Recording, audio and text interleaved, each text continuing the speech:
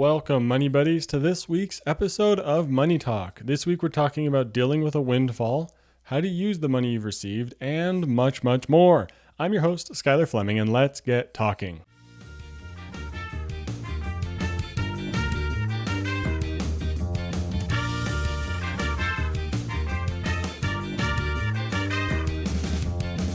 I am super stoked for today's episode. This is a fantastic interview that you're not going to want to miss. We're talking about something that has never been talked about on the show, an inheritance or a windfall, receiving a large sum of money when maybe you weren't expecting it. And I didn't realize until writing this episode exactly how important this topic is to talk about. We've talked about so many other things on the show, from estate planning and being able to build a plan so that you know who's going to receive the money. But I'm excited to look at this from the angle of someone who is receiving the money and an inheritance. What exactly do you do once you receive the money? What kind of emotions does an inheritance or a windfall provoke? What kind of challenges exist for someone who's receiving money?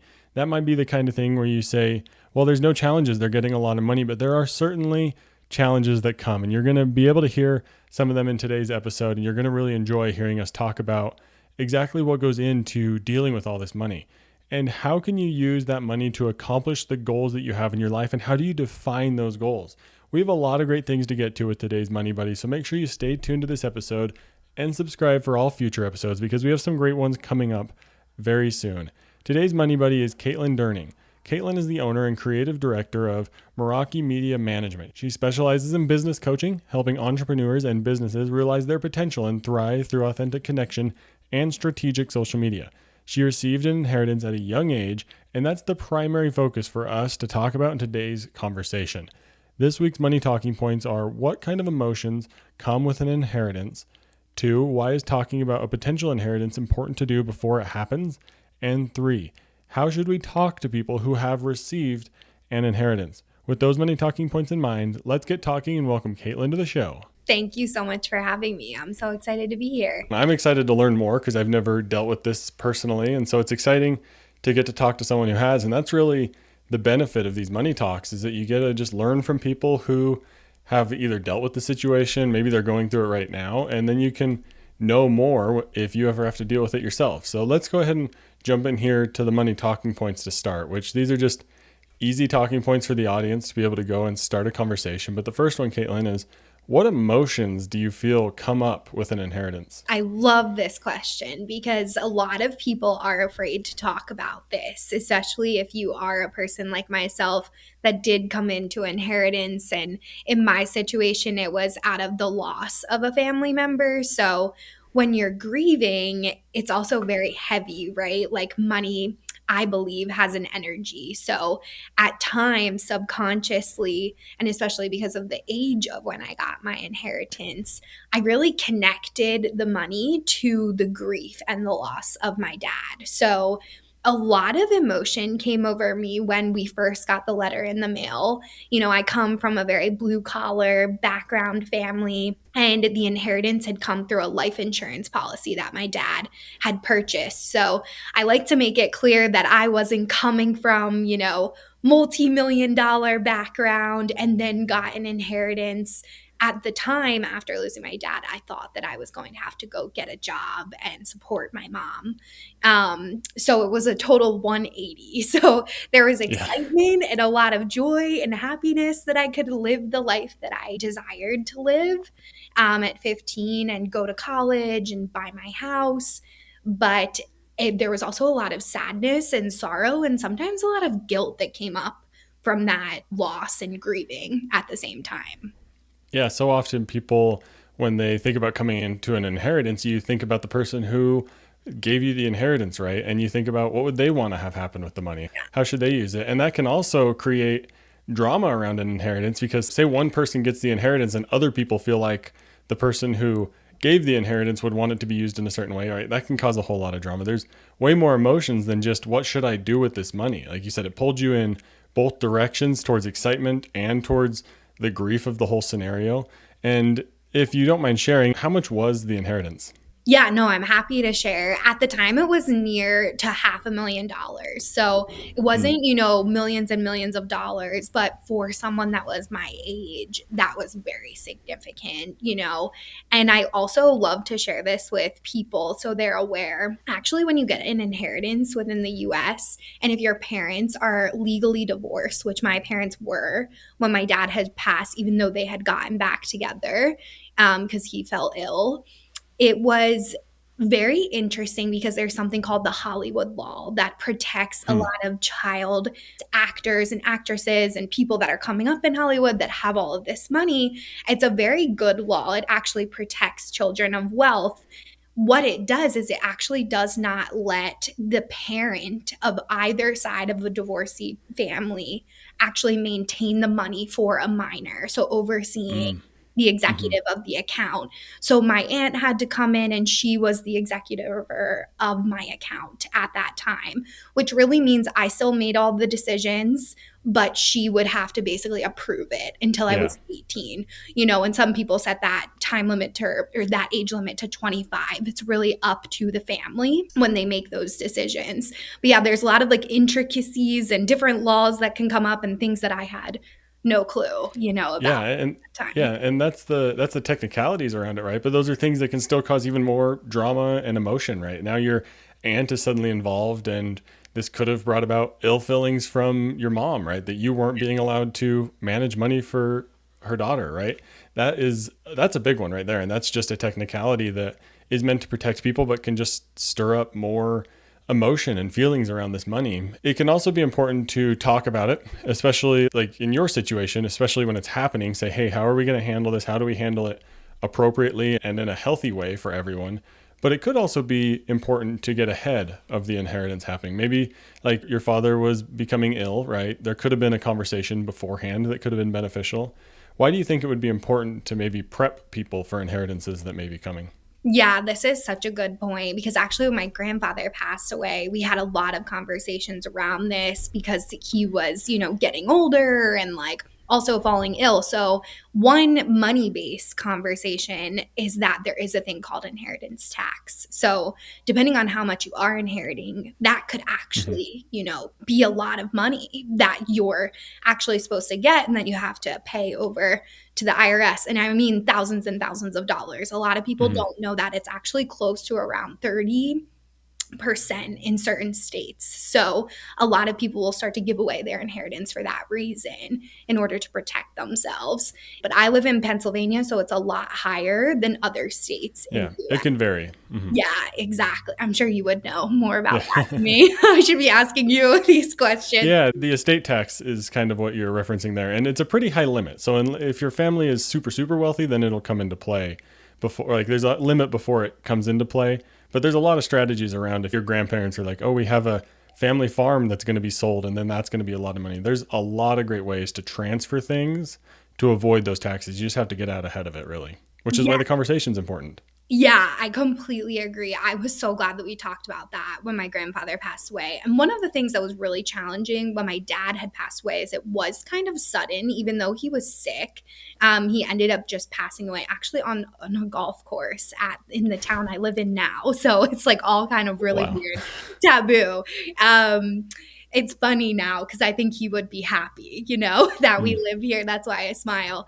But a lot of that conversation didn't happen. Like I said, the fear around money became so real at such a young age. And I'm sure you all talk about this a lot on the show. When you attach that emotion to money at that age, you do have to do a lot of rewiring, to reframe money. And that's why I love what you do and how you're really speaking on it so openly, for anybody to talk about because in my family it was not talked about a lot and it definitely created a lot of confusion in my life. So that's what I would say. Confusion and definitely getting out ahead of the taxes is the biggest thing.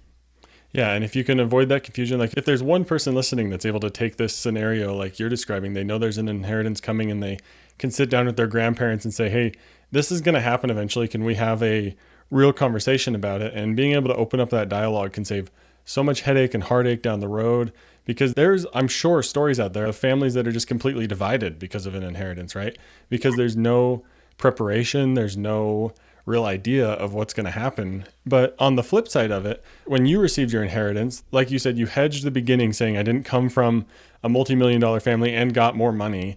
So there's a whole bunch of different scenarios that the inheritance is received under. How should we talk to people who are receiving it to maybe avoid judgment or all the other things that we don't want to pile on? Yeah, that's such a great point. I think as an adult now is something that I talk about so frequently that it may make other people uncomfortable. And I just find having open conversations around it takes that fear away for me personally. I'm a verbal processor. It makes all of the worry in my brain go away.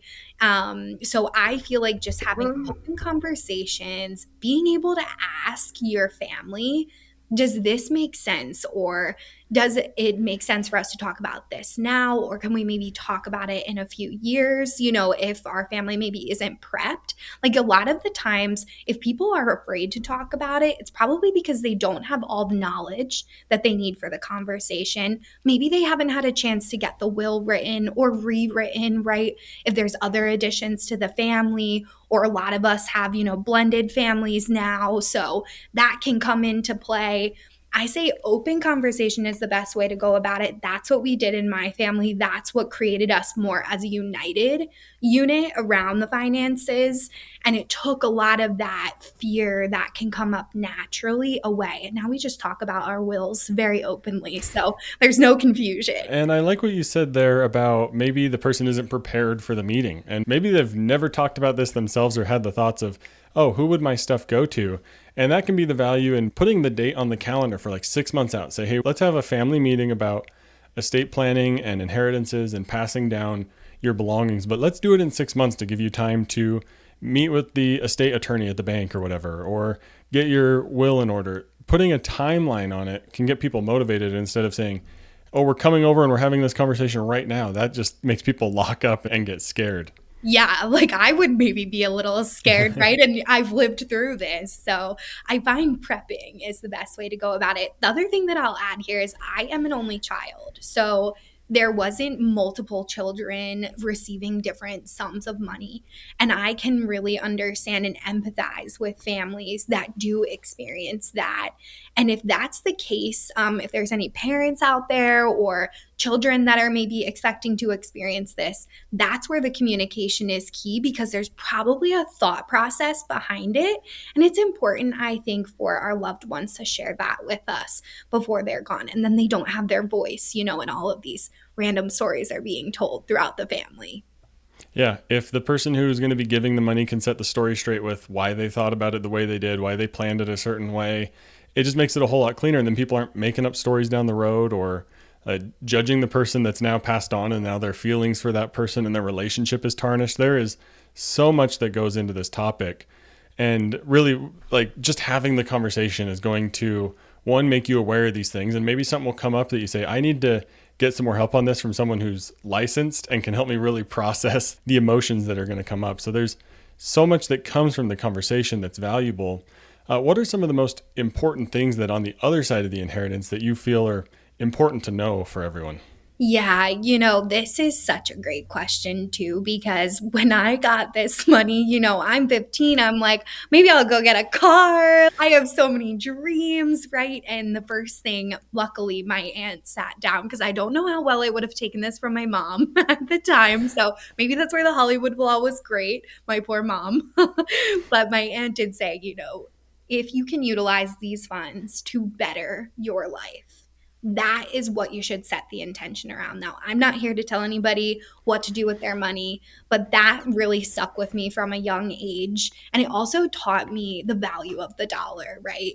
I didn't get this lump sum and blow it, which a lot of people do in my type of situation, And I'm not even knocking people in that course as well, because that may be something that they had to experience, right? In order to kind of find more of their financial journey. So I was very fortunate. My family brought in a financial advisor right away. We talked openly about stock, because inside of the lump sum that I got, I also inherited stock. So I had to understand how the stock market worked. I didn't know anything about stock or investing.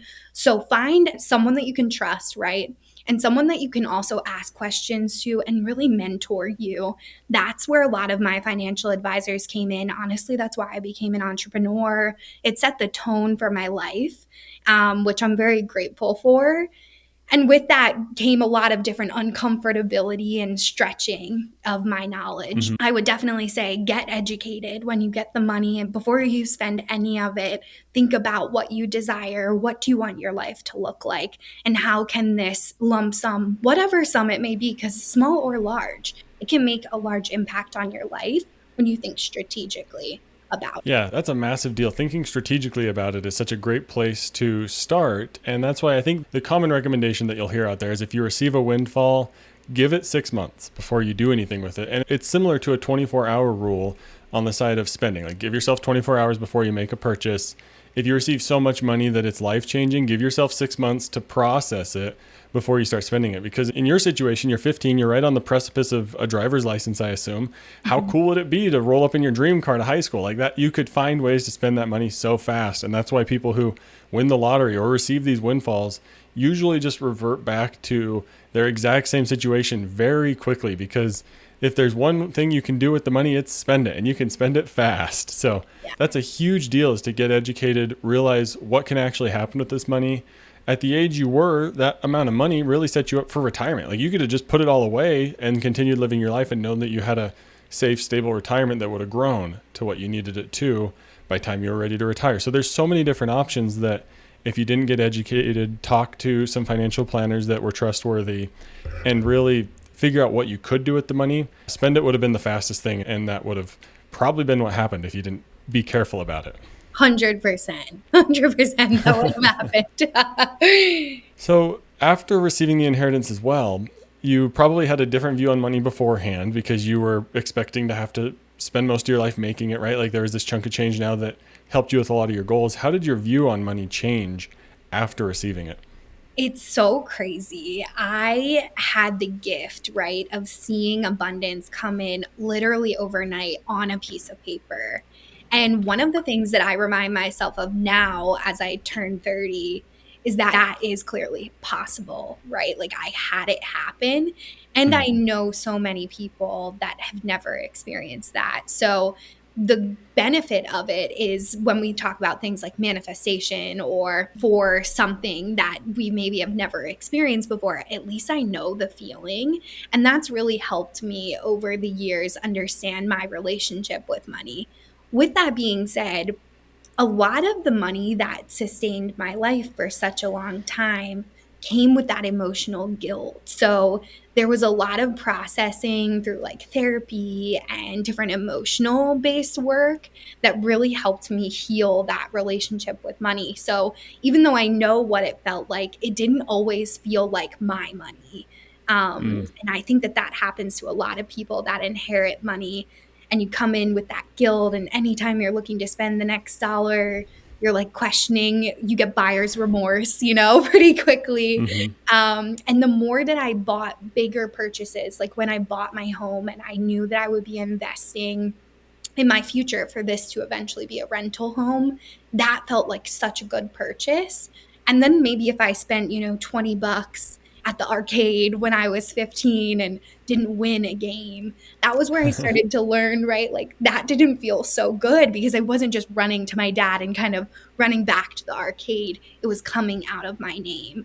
So that really taught me, what good spending feels like and what maybe a not so beneficially based spending. And I still think that there's still room for some fun with money, but just in a more strategic way, right? Yeah, there's certainly room for fun and room to enjoy the money as well. But you have to look at it. What I heard there is a lens of, will this benefit me in the future, or is it a right now kind of dopamine hit? Is it something like you said, your home is eventually going to be turned into a property that you can rent, and maybe you can continue to leverage your situation to put it at below market rent to be able to provide a good home to people, and you can continue to build on the benefit that you gained from the inheritance. So it's all about looking at the way you can continue to leverage the money and use it the right way, and then balance it with the fun things as well. Like, I'm sure you made trips to the arcade or to whatever it might be that you still enjoyed and you didn't have that buyer's remorse.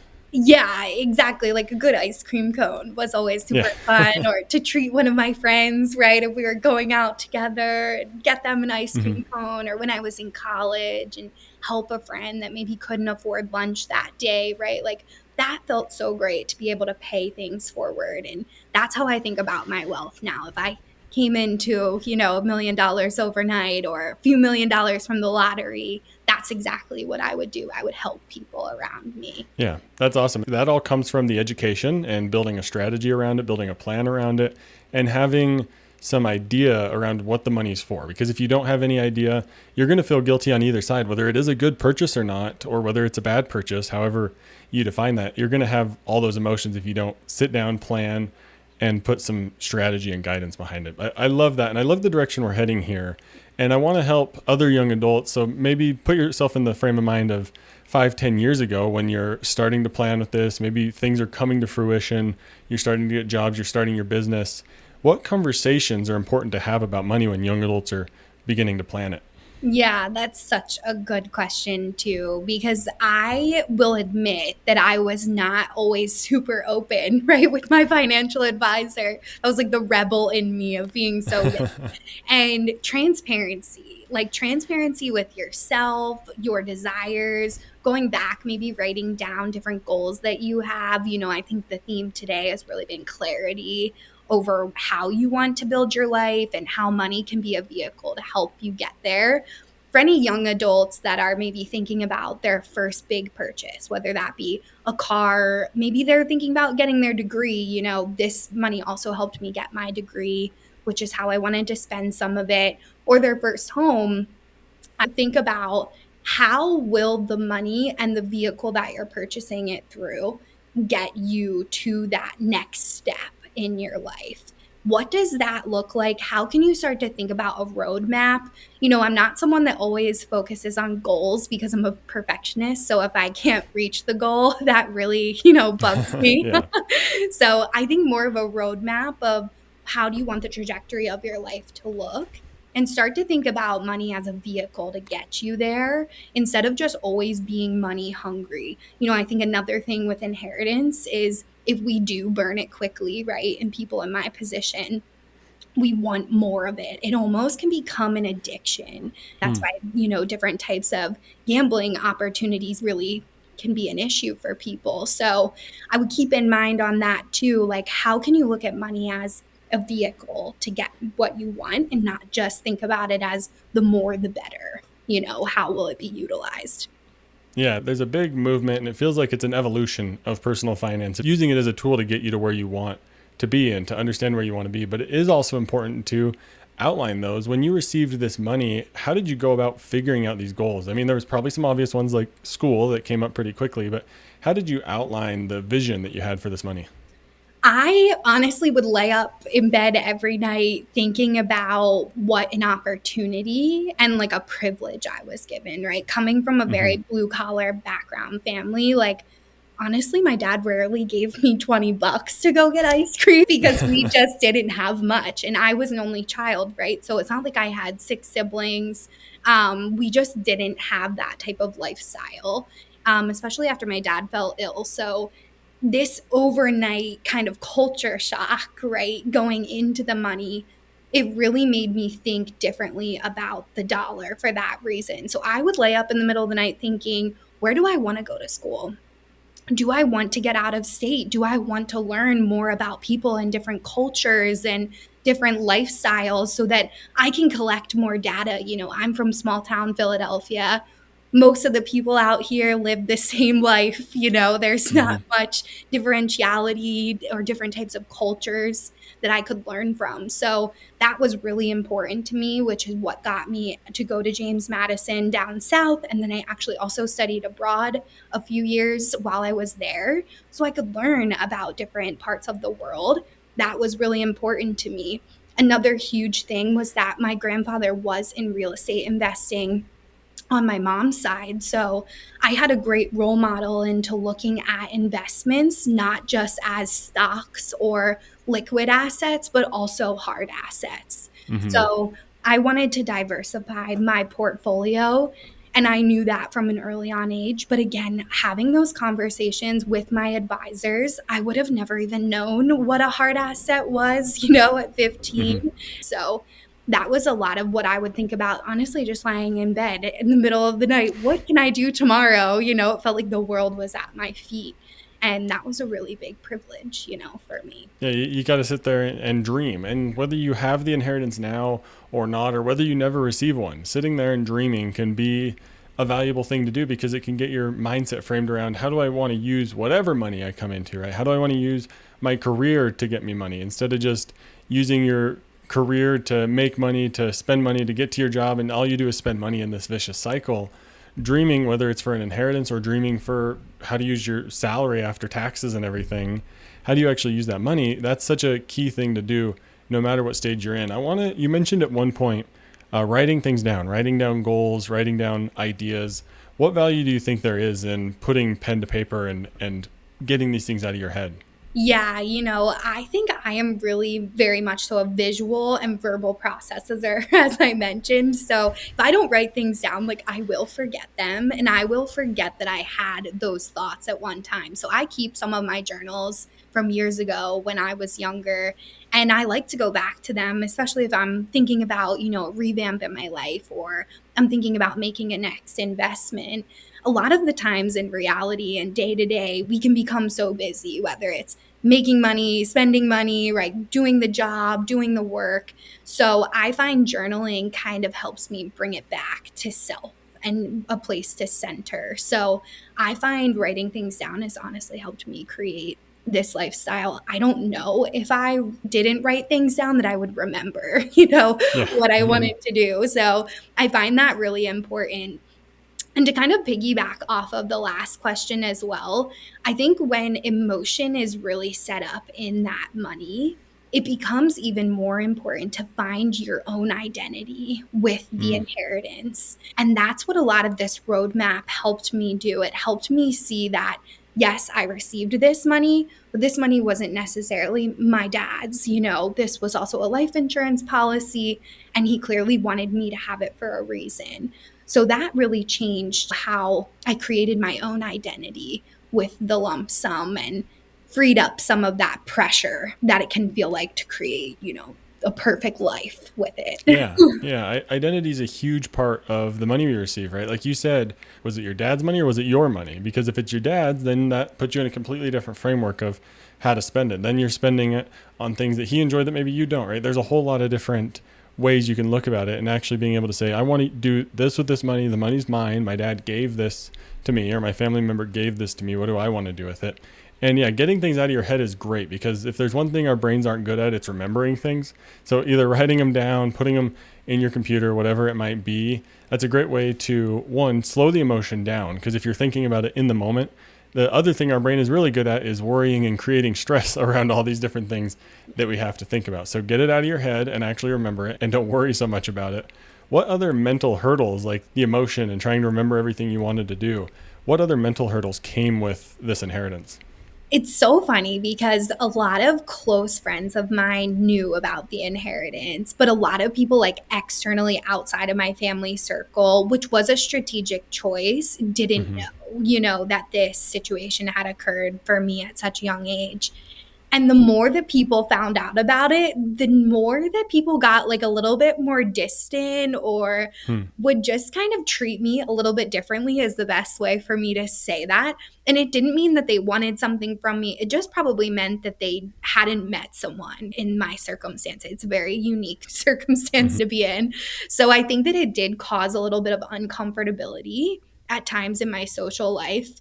For that reason, that's why I really wanted to move back home. My fiance lived up here. It made sense, but I also came back to my roots, right? To people that Mm-hmm. knew me before this and knew me after it, and they saw that evolution. So a lot of healing had to come through with that, right? The identity work.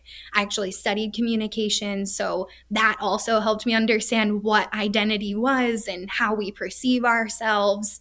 A lot of this really did. It set up the trajectory of my life. So for anybody that's listening, when and if you come into this, be open to it changing the trajectory of how you live, because I believe that that's where you'll get the most out of it.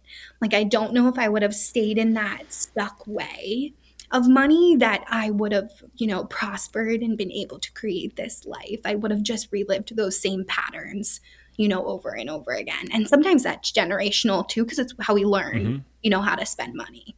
Yeah, that's such a key point, is be willing to let it change you, because things like you mentioned in the beginning, things were uncomfortable, things needed to change. You needed to learn because things were becoming like, how do you suddenly manage a $500,000 investment portfolio, right? Most people, like, you would have no idea at the age of 15. You wouldn't even know what that much money looked like in a bank account, let Yes. alone how to actually manage it. And I think the two things you hit on so far that I really liked were a network of professionals to help you that you can trust and lean on for their expertise, but then also a network and community of friends and people you can talk to. Because when you had the questions of like, oh, I'm feeling really strong emotions because I'm about to spend $50,000 on tuition, and that's something that's probably better suited for a friend or a family member that you can turn to than the professional that's trying to help manage it. How valuable do you think both of those things were in growing up with this money and utilizing it? Honestly, I feel like they go hand in hand. Like, I was very fortunate that my dad did have a few friends that came from a little bit more of a wealthy background than like our situation. Mm-hmm. And having those open conversations with close friends of his made me feel confident in the decisions that I was making. I want to be clear here. You don't want everybody's opinion on Yeah. every, purchase that you Mm-hmm. make. But something like my home, I wanted to know, do people believe that this is an up and coming town? Is this a good time to buy? I was very lucky that I bought when I did. We bought in 2020, the week of the Philadelphia shutdown. So Mm. we got a great rate, and I don't know if I would have asked all my family if they thought that was a good idea, if they would have said, go for it, Mm-hmm. over what's coming in the upcoming months. So that's where I say the balance of having people that have the financial educated background and then also family and friends to give that emotional support, as you mentioned, was really key for me. And then when it came to having conversations with myself, I learned so much about my internal language, how I see myself. A lot of it I'm still undoing and reworking. I believe that that may be my journey here.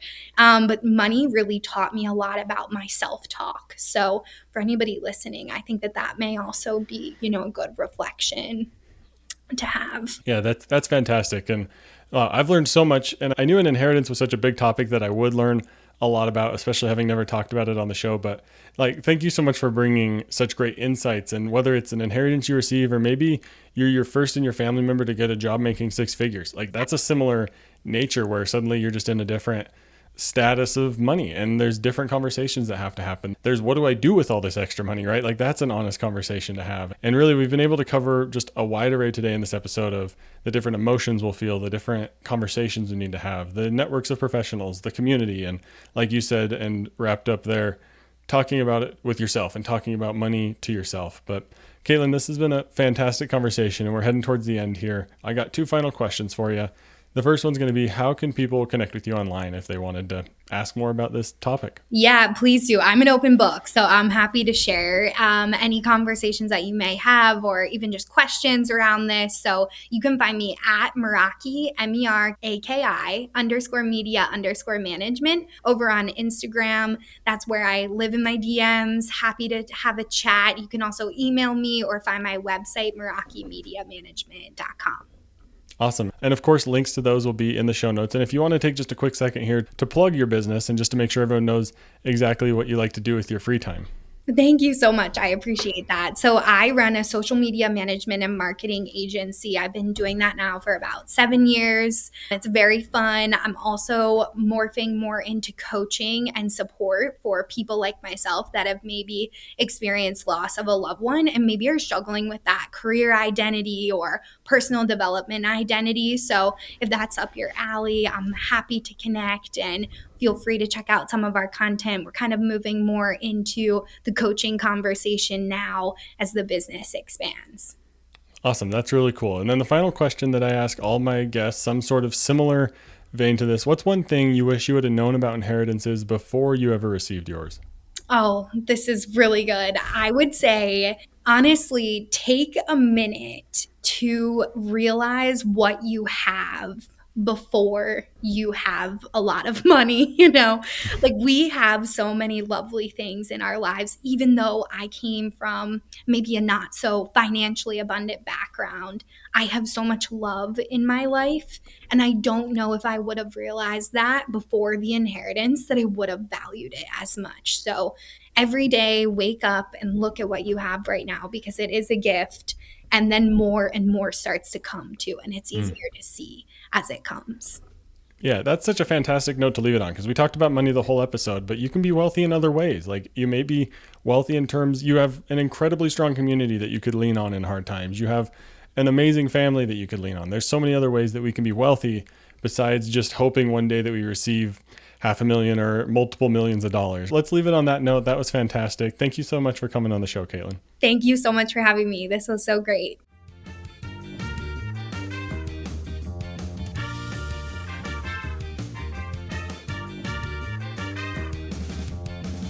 Thank you so much for listening to today's Money Talk, and thank you to Caitlin for coming on the show. I really hope you enjoyed that conversation. I know that I did. Let me know what you think. What other emotions do you think there are with money? Whether it's an inheritance, winning the lottery, getting your first big job and getting a bonus, whatever else it might be, what kind of emotions do you think are important to consider when we need to get ready to deal with our money or deal with a windfall?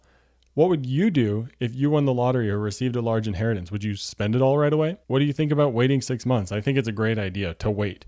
Take a deep breath and then start doing things with your money. I also think it would be a good idea for you to come on the show if you won the lottery or received a large windfall, because I would love to talk to someone who has won the lottery. I think it would be such a fun conversation to get to explore and talk about all the things that that person's going through. But that does it for today's episode. I really hope you enjoyed this conversation, and next week's episode is going to be a great one as well, so make sure you subscribe to the podcast. And consider sharing this episode with a friend and ask them what they would do if they won the lottery. But also, of course, if you come into a windfall and you need a financial planner to talk through, I would be happy to chat. There's links to everything we mentioned today, including today's guest, and there's ways to connect with me. Those are all found in the show notes. And thank you for listening to today's episode. The best way to stay up to date and connected with all things Money Talk is to subscribe to the podcast. Have a question or a comment? You can find links in the show notes to email me or leave a comment on Spotify or YouTube. And if you're looking to get started with budgeting, sign up for a Money Talk today. I'd love to work with you and help you with your budgeting. The link is in the show notes. And if you're a young adult, or if you know one in your life who could benefit from some great financial planning advice, check out Financial Planning for Young Adults right where you're listening to this show. And remember, the best way to learn from today's episode is to go and have a money talk about today's topic with a fellow money buddy. Thank you for listening to this week's episode of Money Talk. I'm your host, Skylar Fleming. Have a great week. Thank you for listening to Money Talk. This show is provided for informational and entertainment purposes and may not be specific to your unique situation. Please be sure to do additional research before making any financial decisions.